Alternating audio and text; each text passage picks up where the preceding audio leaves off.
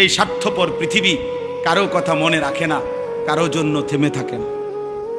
কেউ তোমারে মনে রাখত না।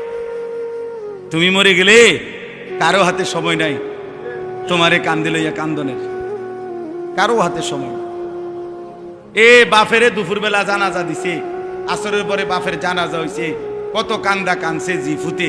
এশার নামাজের পরে পাশের ঘরের থেকে ভাত তরকারি আনছে, এর ওই পেট ভরে ভাত খায়।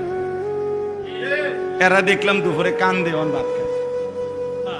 আরো গোস্ত লয়, আরো পারমের মুরগা লয়, তেলাপিয়া মাছ লয়, ডাল লয়। বা কি আপনারা দেখলাম বিকালে কি কান্দাটা কান্দেন,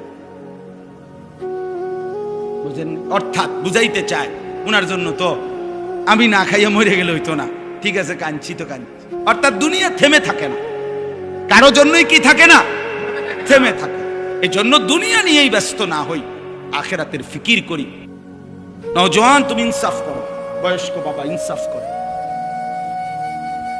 একটু পরে যার যার ঘরে যার যে ফিরে যাবেন, কেউ কারো জন্য থামে না।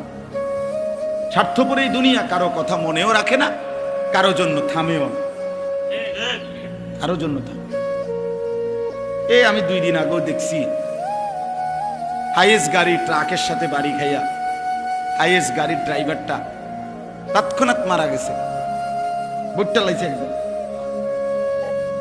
কি কষ্টে ভাঙ্গা সুইরা এটারে বাইর করছে ড্রাইভারটা। কিন্তু 10 মিনিটের ব্যবধানে একটা গাড়িও থামে নাই, সব গাড়ি ডানে বামে পাশ কাইটা কাইটা সবাই চলে গেছে, কারো হাতে সময় নাই।